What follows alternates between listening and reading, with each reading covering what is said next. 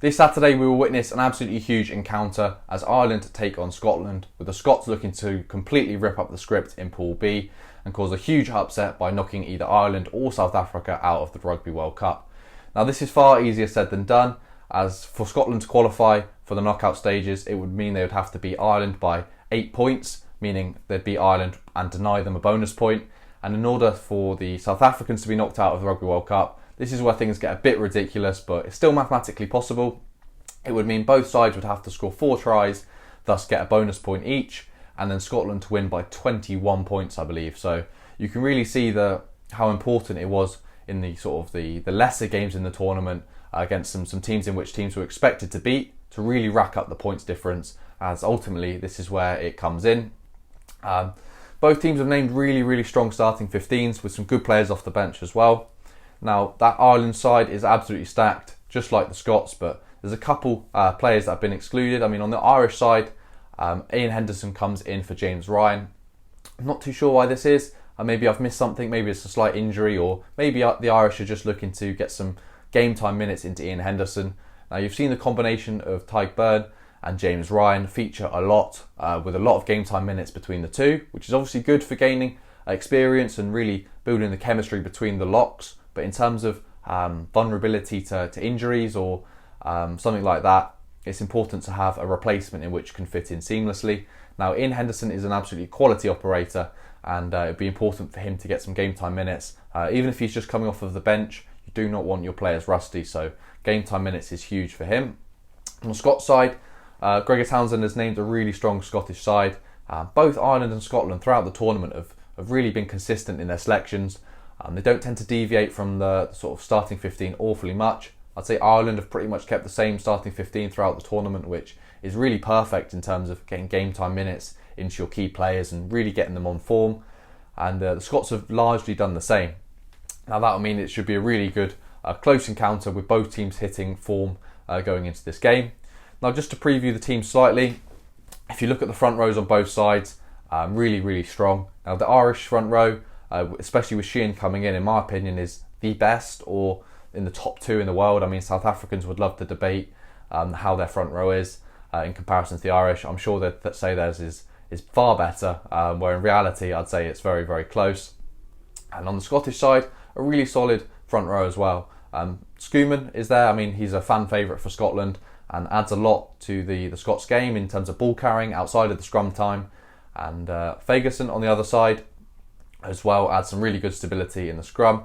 And then at hooker, both sides, obviously Dan Sheehan is the sort of star name there, but Turner is not one to be overlooked. I've been really impressed sort of outside of the South Africa game where the Scots didn't really turn up in his line-out darts. I've thought, especially in some of the other games, I mean, he's been hitting his line-out darts perfectly. And the Scots really do like to attack off of line-outs.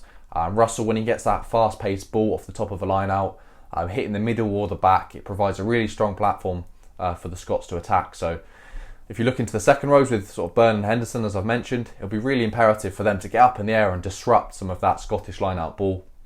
As look, I'm sure the Irish defence will be able to hold up to it, but it's a real challenge tackling and defending against this Scottish backline when it's on such fast ball, especially off of a line-out in which you're slightly vulnerable as a defensive side.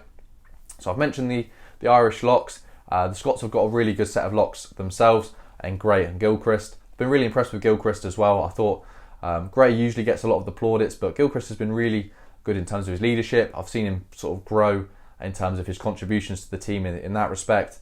I don't know if I'm correct on this, but I think he was vice captain. He's been vice captain recently, so maybe that'll help build his confidence leadership there. And moving into the back rows, speaking of leadership, you've got an awful lot in the number 6 jersey with O'Mahony for Ireland and Ritchie for Scotland. Both these players are some of my favourites in terms of not necessarily how what the sort of skill sets they have, which both are very skilled players, but it's the way they play. Real heart on their sleeve mentality. Although O'Mahony's not the captain for Ireland, he almost acts as the spiritual leader in some respects. He's got so much energy, so many passionate words, loves to get fired up, in which the Irish sort of build upon. And on the other side, Jamie Ritchie's the leadership figure in the Scottish squad, obviously captain as well. I've seen Russell get captaincy as well, so maybe they go Russell as vice captain, I'm not sure. But Ritchie's the captain. And look, the Scottish definitely look to him for leadership, and sort of he leads by example as well. He's put in some absolutely huge turnovers of late that I've simply watched and gone, how has he not done something illegal there, coming in at the side? But he's not been illegal, he's just got over the ball so effectively. Talking of getting over the ball so successfully, you've got Josh van der Fleet and Caelan Doris, two players in the Irish side that absolutely love a turnover. And I really do like the balance of the Scottish back row. I mean, I've spoken about Richie, but you've got Darge, which has got brilliant tackling ability, great over the ball, can do a bit of ball carrying himself as well, but balance that out with Dempsey, who's a real industrious ball carrier. That's a really nice balance there as well. I mean, I don't feel I need to talk too much about the Irish back row because I think we all know what it's about. Really sort of infamous back row, and one that can really put Ireland in a good position to win any test match. Moving into the back line, Jamison Gibson-Park partners Johnny Sexton. I think that's what was expected. I mean, Conor Murray's been playing well, but Andy Farrell does favour Jamison Gibson-Park, maybe in terms of the speed of ball. And it does, I say it works quite well if Ireland have a decent lead at this 50-60 minute mark, bringing on Conor Murray to sort of close out a game with his world-class level box kicking can really be a good strategy. And then in terms of the Scottish side, Ali Price partners Finn Russell. Now, Ben White has usually been the sort of key number 9 for Scotland, so maybe there's an injury there, or maybe it's a slight change in tactics. I'd say Ben White brings slightly faster ball than Ali Price, although Ali Price is vastly experienced. Now, Finn Russell and Johnny Sexton have been playing for a long old time, and they know their way around the rugby pitch, that's for sure. Johnny Sexton probably bringing the more controlled game, slightly, maybe a little bit less in terms of the old running around in his, how old is he, 55 in his legs, whereas Finn Russell loves to run the ball, but they're equally as good. I always get questions with my friends around Sexton and Russell, like who's the best 10 in the Northern Hemisphere. Now, it's hard to go away from Sexton considering he's so consistent and his ability to sort of move a team around the pitch is phenomenal, whereas Finn Russell, you get a little bit more of a spark, a few more crazy offloads and some real highlight reel stuff, whereas Sexton, although he's a phenomenal player, doesn't do all the sort of massively flashy stuff, but does the basics that you want a fly half to do, and he does them really well. Now, moving into the centres, Aki versus Tuipulotu, and that is going to be one hell of a collision if they collide. Two really powerful inside centres. Bundy Aki being on phenomenal form, 4 tries already in this tournament, has been playing some really good stuff.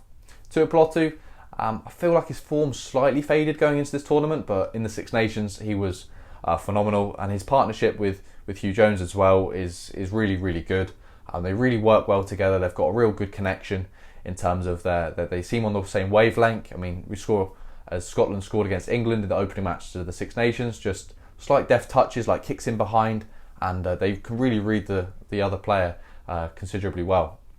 And then on the Irish side, Gary Ringrose and Bundy Aki. Obviously, Gary Ringrose partners Aki an awful lot. They, once again, just like Tuipulotu and Jones, they know each other really well. They know where each other are going to be without even looking or communicating. So that's going to be a really interesting matchup in the centres. And then the back threes, once again, a very interesting and slightly different matchup. So you've got Lowe against Van der Merwe.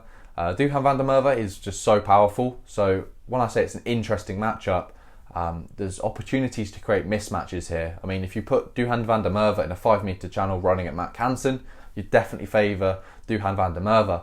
But if I was to flip it around and say Hansen against Duhan van der Merwe, I'd expect Hansen to use his real world-class footwork to beat him. So you've got some real interesting matchups where both teams can really sort of exploit strengths and weaknesses of themselves and the opposition.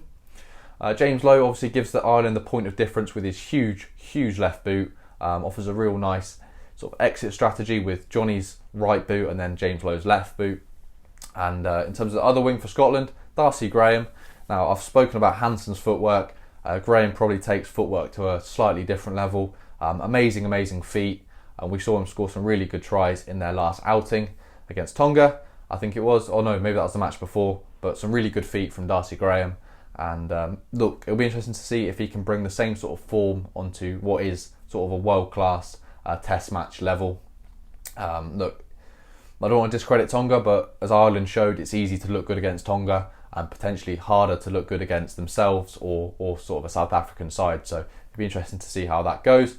And then at fullback, 2 players in which are sort of key members for each squad. Hugo Keenan for Ireland. Now, Ireland don't have a huge amount of depth in the 15 jersey. Maybe that's out of choice because Keenan is just phenomenal. You'd never really want to drop him. I suppose you could sort of shift some wingers into fullback, or Jimmy O'Brien plays well there, but in terms of sort of test match level, Hugo Keenan is a player to look no further than. He is just simply phenomenal. As I've previously said, in terms of his all-round game, it's probably, don't want to say the best, but he's one of the best fullbacks in the world. A lot of players could do like certain aspects better than him, but in terms of an all-round game, he really is classy. And then Kinghorn, at fullback, moving from fly half, which he's played a few times for Scotland. I feel like that he's really sort of added a different edge to the Scottish attack. For such a big player, he is so fast.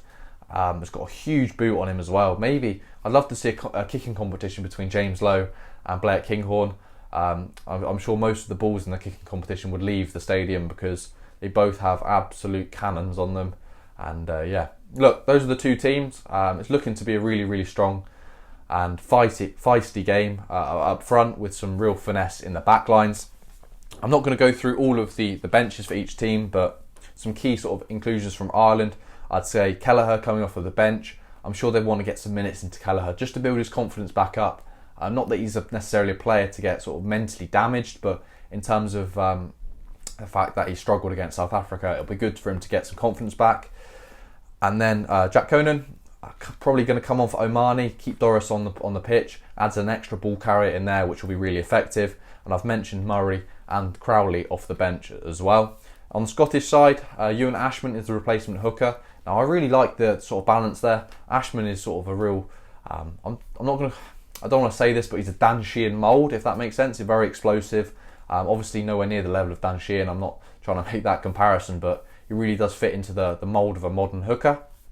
And then sort of a weakness coming off the Scottish bench, I'd say, is WP Nell.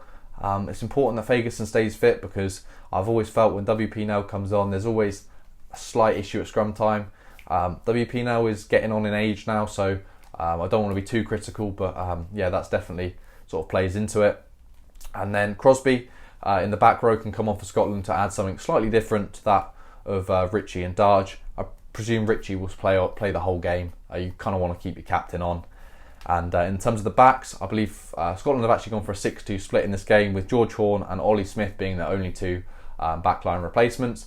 Look, I mean, teams, i.e. South Africa, have tried the sort of heavily loaded forward split on the bench against Ireland, and it didn't prevail. So maybe Scotland are going to roll the dice at it this time, see if they can get some fortune. Now, in terms of the previous encounter, it was 22-7 in Ireland's favour at Murrayfield in the Six Nations. A relatively low-scoring affair, which you could probably expect again. I mean, both sides defensively are really strong. Probably Ireland, the slightly stronger of the sides in defence. And then in terms of attack, both teams love to throw the ball around, but I could potentially see an outcome being that the defence almost cancels out the attack, and only maybe being sort of 3, 4, 5 tries in the game. I can't see it being a complete sort of open affair. So those are the teams. I mean, in terms of what the odds are, the bookies expect Ireland to win by 12 points. Now, I'm sure the Scots will have something to say about that. It's going to be really interesting because what do the Scottish do? Do they try and throw the ball around from the sort of opening bell and try and score some points because they need to win and deny Ireland a bonus point? So that means winning by 8 points or more. So look, do they try to throw the ball around, or do you just focus on winning the match first and foremost? Who knows? It's going to be a very interesting watch, especially when you have the sort of additional factors and considerations of losing bonus points and sort of points difference as well. It's going to be very interesting, and I'm sure it's going to be really key to get messages on and off the pitch from Andy Farrell and all the tacticians, and on the same side, Gregor Townsend for Scotland, really communicating what the scenario is and what the picture is in terms of qualification for the next round. But look, it's going to be a really interesting match. Let me know what your thoughts are in the comment section down below. Who wins and by how much?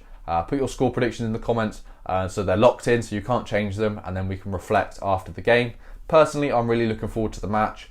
In terms of who wins and by how much, I reckon Ireland by about 10 points. I reckon that's probably a safe bet, but who knows? Anything can happen, especially with a Scottish team that love to throw the ball around. So yeah, that's it from me, and I'm looking forward to the match, and hopefully everyone at home enjoys it, and I'll catch you in the match review. Thank you very much for watching.